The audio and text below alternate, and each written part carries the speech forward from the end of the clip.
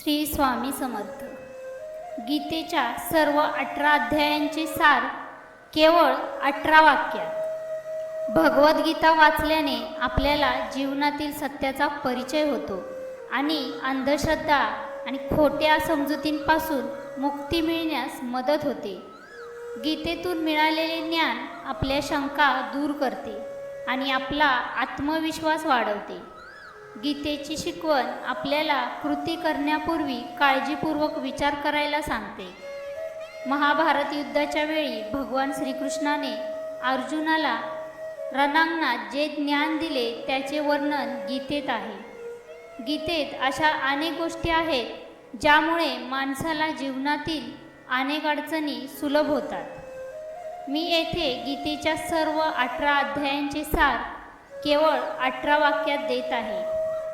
एका ओळीत गीतासार प्रत्येकाने हे पुढील दिवसात जास्तीत जास्त लोकांना पाठवण्याची विनंती केली आहे।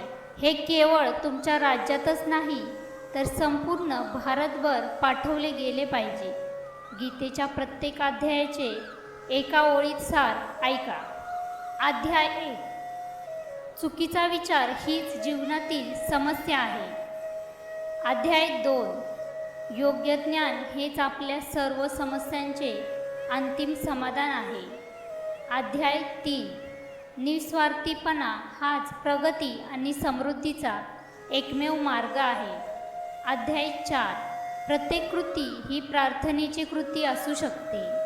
अध्याय 5, व्यक्तित्वाच्या अहंकाराचा त्याग करा आणि अनंताच्या आनंदाचा आनंद घ्या। अध्याय 6, दररोज उच्च चेतनेशी कनेक्ट व्हा। अध्याय 7, तुम्ही जे शिकता ते जगा। अध्याय 8, स्वतःला कधीही सोडू नका। अध्याय 9, तुमच्या आशीर्वादांची कदर करा। अध्याय 10, सर्वत्र दैवत्व पहा। अध्याय 11, सत्य जसे आहे तसे पाहण्यासाठी पुरेसे समर्पण करा। अध्याय 12, तुमचे मन उच्च स्थानात ग्रहण करा। अध्याय 13, मायेपासून अलिप्त व्हा आणि परमात्म्याशी संलग्न व्हा। अध्याय 14, तुमच्या दृष्टीशी जुळणारी जीवनशैली जगा। अध्याय 15, देवतत्वाला प्राधान्य द्या। अध्याय 16, चांगले असणे हे स्वतःच एक बक्षीस आहे। अध्याय 17, आनंददायी वर अधिकार निवडणे हे शक्तीचे लक्षण आहे।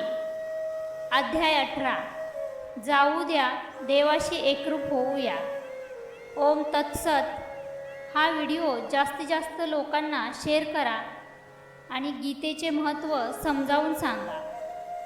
कृष्ण वंदे जगद्गुरू। श्री स्वामी समर्थ। जय जय स्वामी समर्थ।